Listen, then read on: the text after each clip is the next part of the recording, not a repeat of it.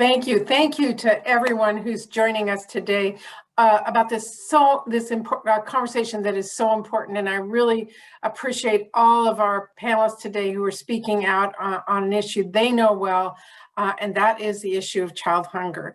You know, with kids heading back to school, it is really impossible to ignore an issue that so many of our kids face every year: child hunger. This is not a new issue. I've been working on it for years, as everyone on this call has, but it has been made a lot worse by this pandemic.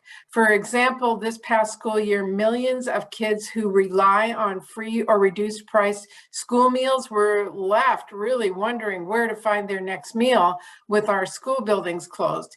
And during the pandemic, up to 1 in 3 people in Washington state have been food insecure. But even before this pandemic, 1 in 6 Washington state kids lived in a household that struggled to put food on the table, and people of color were 1.5 times more likely to be food insecure than white people. So while the pandemic has made child hunger worse, it has been a persistent issue for a long time now, which is why I introduced legislation back in 2014 to make sure our kids who rely on meals from their schools do not go hungry in the summer months. And it's why I've been pushing to end child hunger, introducing similar legislation earlier this year. What I've been proposing is very straightforward: an EBT credit for the families of kids who qualify for free school meals.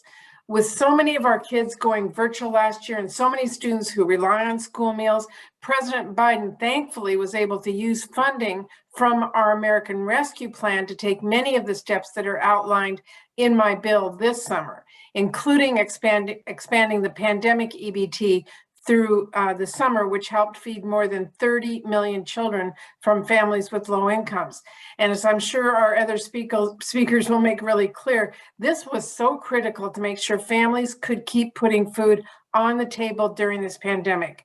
And not only did this decision by the administration make a big difference, it really showed us that EBT is efficient and it works.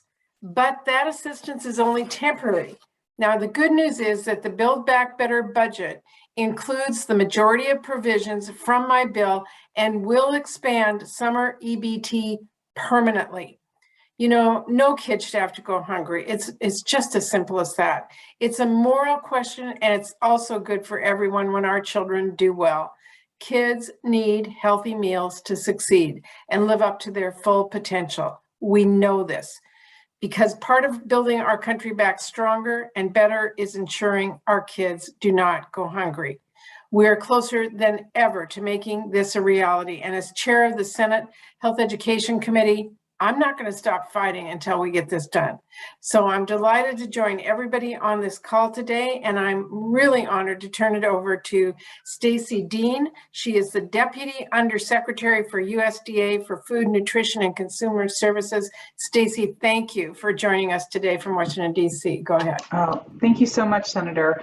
I'm really pleased to be able to join Chairwoman Murray and this esteemed group of Washington leaders to talk about the success of the pandemic EBT program and the plans to make household benefits for children when school is out a permanent part of the federal nutrition safety net.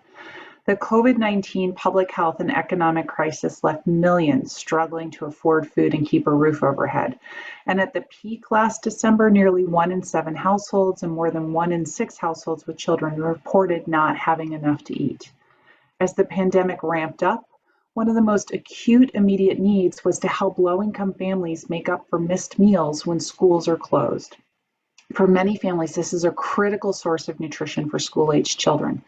Fortunately, when Congress took action to address this problem, they had a proven model in the Summer EBT for Children program. Years earlier, Congress authorized and USDA had conducted a demonstration and rigorous evaluation showing that summer EBT works to address a similar spike in hunger during the summer months. It decreases food insecurity among children receiving benefits by 1/3 and improved diet quality. And I'll note that Senator Murray, as she already pointed out, driven by a deep concern for child hunger and the strong evidence from this demonstration, has been a long-time proponent of making the program permanent, so that we have the tool available to address summer child hunger. So last year, when Congress enacted the pandemic EBT program as a mechanism to respond to children missing out on school meals as a result of school closures, that was in the Families First Coronavirus Response Act. We had a tool at our disposal. And when President Biden took office in January, he called for additional action, which was included in the American Rescue Plan, extending PEBT through the duration of the pandemic and during summer months. USDA has put out new guidance to help states administer PEBT with the goal of reaching all eligible children. And this past summer, 46 states had PEBT plans in place, reaching over 33 million children. A study by the Brookings Institute found that this newly authorized program decreases food hardship faced by low-income children by 30% in the week following benefit issuance. And recent poverty and food security data suggests strong positive impacts of PEBT and other pandemic-focused benefits in helping children weather the crisis. These impacts underscore the opportunity and urgency to shape a more equitable and just recovery for all Americans. The American Families Plan, integrated into the Build Back Better budget, invests more than $25 billion to make summer EBT permanent and available to all 29 million children eligible for free and reduced price meals. If enacted, low-income families will receive $75 a month per eligible child, helping ensure children can continue to access the nutrition they need when school is out for summer, so they can return to the fall healthy and ready to learn. As the President said, we must act boldly now to build a better tomorrow. So we applaud Chairwoman Murray's leadership in seeking to make summer EBT a permanent national program, as reflected in the American Families Plan. And with that, let me turn it over to Matt Ryan, Northwest Harbor's Hunger Response Network Specialist for Eastern Washington. Matt? Thank you, Deputy Undersecretary, and thank you, Senator Murray. And on behalf of Northwest Harvest, Washington's independent statewide food bank, thank you for your work with the Stop Child Hunger Act and the Build Back Better budget to ensure that our kids have more consistent access to the healthy food they need to learn and play. As a Hunger Response Network Specialist at Northwest Harvest, I get to work with our Eastern Washington partner food banks, meal programs, and high-need schools. I do regular outreach and analyze the data and comments that they send us monthly about the number of people they serve and how we can help meet their local needs for nutritious food resources. The resounding feedback we continue to hear is how impactful pandemic EBT and other expansions in federal assistance have been in fighting child hunger in our community. A perfect example is from our friends at Caritas Outreach Ministries Food Pantry in Spokane. In previous years, 35% of their client base were children, and they provide 200 families with summer meals to make up for meals missed during the summer break. With PEBT, they have seen a 15% decrease in the number of children who have needed food from the food bank this past year. This decrease in the middle of a global pandemic is extraordinary, and this is not an isolated case. Council on Aging, one of the leaders of the Whitman County Food Coalition, has relayed how food banks in Whitman County have seen drastic decreases in the number of families with children as well, and I'm hearing this trend consistently across Eastern Washington. The combined use of PEBT and temporary increases to SNAP benefits help families buy food from local grocery stores and farmers markets. And here in Washington, home to robust programs funded by USDA and our state revenue, families receive matching dollars and discounts when they use PEBT and SNAP to buy fruits and vegetables at participating farmers markets and grocery retailers. The combined result means that not only can families with kids afford to eat more nutritious food thanks to PEBT, but also our local farmers and grocers have increased revenue. They've been able to stay open for business, keep jobs on the payroll, and help keep our economic engines running. Research continues to show the efficacy of these programs. Food insecurity and poverty rates are still unacceptably high, and these programs are crucial to decreasing those percentages. We know what lowering child hunger can do. It improves educational outcomes across the board, which opens new opportunities and starts getting at the root causes of inequity. We urge Congress to support the Build Back Better budget, including expansion of child nutrition programs so kids can have consistent year-round access to nutritious food. It is the best way forward to help families build pathways out of poverty. Thank you for the chance to speak. And now I'd like to introduce Gordon McHenry, CEO of United Way of King County. Good morning. I am Gordon McHenry, Jr., President and CEO of United Way of King County. Really excited to be here. I want to thank Senator Murray and her team for their leadership on this very critical issue. I want to thank the Biden administration and Undersecretary Dean for their leadership. We at United Way are particularly excited about the proposed expansion of the community eligibility provisions and the summer EBT program. At United Way of King County, we are working toward a racially just community where all people have homes, students graduate, and families are financially stable. And as a part of our work, we lead the Washington No Kid Hungry campaign. And as you've heard just a moment ago, we know that hungry students struggle to learn and they struggle to thrive. And as Senator Murray pointed out, even before the pandemic, hunger was a major issue for kids in King County and across our entire state. And this was particularly true for kids of color. The child nutrition programs are critical resources to prevent and reduce hunger, but they aren't always able to reach the students who need them most. Like many of our partners here, we've worked hard to reduce barriers to participation in these programs through capacity building, grant making, technical assistance, policy change, and deployment of over 150 AmeriCorps members every year. But the data continues to show that year after year, too many kids were not accessing these programs. And then comes COVID-19. So the health and economic impacts of the pandemic have increased financial instability and food insecurity and have disproportionately impacted Black, Indigenous, and people of color or BIPOC communities. The good news is that the newly released census data shows that federal safety net programs are highly effective at reducing food insecurity. So now is the time for our nation to step up and do more to make sure that no child, no kid is hungry. We believe every kid should have access to 3 healthy meals a day where they live, where their families work, and where they play. Those meals should be easy to access and they must meet their dietary and cultural needs. Expanding community eligibility provision will make it easier for more kids to access meals at school and at no cost. Summer EBT is a powerful program because it puts the food purchasing power in the hands of families that need it most. And as students transition back to school, hunger shouldn't get in the way of our recovery. Increasing access to school and summer meals is a practical way to help address hunger, to reduce financial stress for families, and to set our kids up for academic success. United Way is proud to join Senator Murray and our partners in supporting the child nutrition provisions in the Build Back Better Act. I'll now turn it over to a great partner and friend of United Way, Trevor Greene, Superintendent of the Yakima Public Schools. Trevor. Thank you, Alan. Thank you, Senator Murray. Thank you, Undersecretary Dean, for your work in stopping child hunger. Thank you as well to members of the press and my colleagues here who are listening in today and sharing your testimonials.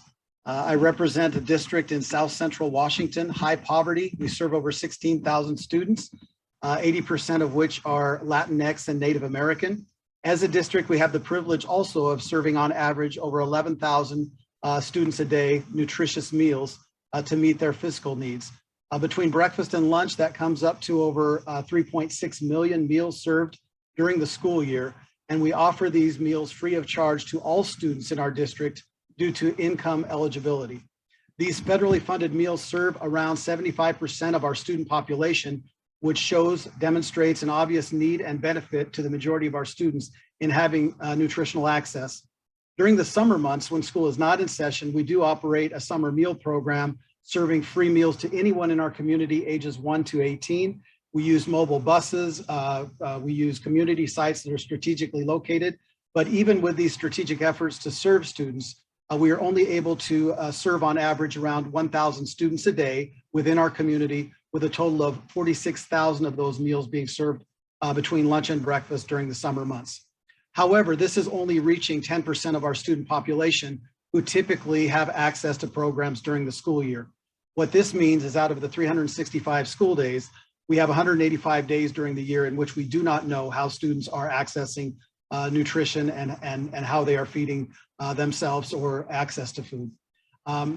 This is likely due to a number of factors, but we certainly know that access is one. The discrepancy in meal preparation, participation shows the wide discrepancy in the need for families to be able to access food in an alternative way in our community. The increase in summer EBT would help greatly in meeting this need by giving families direct access to resources to purchase food. I would submit, and I do not have the authority to do this, but when we have a reference of summer access, I would hope that we eventually expand the definition of summer to cover all moments when we have students that are not in session, because we know that students go hungry in other times of the year other than the summer months. Meals are often what brings families and communities together, along with providing the nutrition that our students do need, that their children do need. We in the Yakima School District support the expansion of the federal investment into summer EBT benefits because we support the well-being of our students and community. During the first 4 months of the pandemic alone, the Yakima School District led the entire state in providing free meals for all of our students, over 1 million meals provided during that time. I do believe that we are judged as a society by how we tend to the most challenged among us, and an investment in childhood nutrition, including increased access as described in the Stop Childhood Hunger agenda, improves all aspects of a child's life and a family's life by eliminating worry and concern for the most basic physical need, thereby leading to a more successful start to each day, to each week, and to each month. Thank you for your time today, and I will now pass this over to a colleague here in, where I gotta be able to find him, Alan Hamilton, yes, Clark County Food Bank. The time is yours. Yep. Well, thank you, Superintendent Greene and Senator Murray and others. Childhood hunger is not a COVID problem. It's an everyday problem. And there are lots of efforts being made to help besides what we're talking about today. There are food drives in every community, almost every week of the year. There are school backpack programs. There are neighbors that get together to help each other out. There are families that take care of their own. There are churches and other organizations that supply meals. And then there are food bank organizations like mine in Southwest Washington, where we find ways to bring food without home to homes without food. And the food bank network in the whole state of Washington is impressive. There are hundreds of organizations and thousands of volunteers that help day in and day out. And during COVID and the changes in the schools, many food banks tried to adapt. We started here at Clark County Food Bank a Kids First box of food that included what kids might have received if the schools had been opened. But we found out it wasn't enough. It doesn't reach far enough to all the families and all the kids that need food. Food banks can't do it. Most communities don't have all the resources they need. And this program and food banks in general are really just a last line of defense, not a first line. What is needed is what we've talked about today. It's a daily resource, an ongoing supply, something that's durable and can be relied upon. And the SNAP EBT program is that. It helps make this happen month in, month out, regardless of whether a child is in school or at home, coming from the normal purchasing structures of a grocery store that they're used to, familiar with, and provide the dignity that is so important when we're helping each other. It's accessible to all families in need. And as others have said, making sure that kids get the food and nutrition that they need cannot be compromised. It's essential to their future, their ability to learn, their ability to be productive citizens, and therefore it's really essential to all of us. Thanks for listening. Now to you, Amir. All right, so now we are ready to begin the press question and answer portion of today's call. So just a reminder to use the raise your hand function at the bottom of your screen. You should see reactions, and then we'll call folks in the order that they do so. I do see a couple of reporters with their first names, but not their outlets. So if you ask a question, please just make sure to identify your name and your outlet.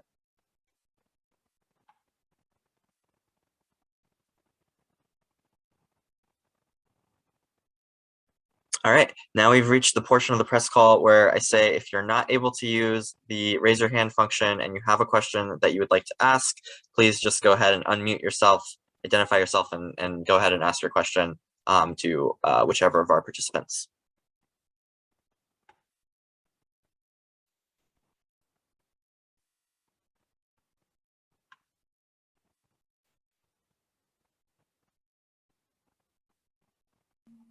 I think we were just so compelling that no one has questions. They know exactly what we need to do. Great. Well, if no other questions, I will go ahead and turn it back to Senator Murray for her closing thoughts. Yeah, thank you to all of our panelists. Thank you to the press who's covering this. I just don't believe any kid should go hungry. It's just so simple. And it is really a moral question for our country right now. This is a program that works. We want to make it permanent. We want to make it available whenever school is closed. And I think as a country, we have a responsibility to get this done. And I'm going to work every day till we do. So thank you to all of you. Look forward to working with you and getting this done. Thank you. Thank you so much. That concludes today's press call. This was recorded and video from today will be distributed widely. Thanks, everyone. Thank you, everybody.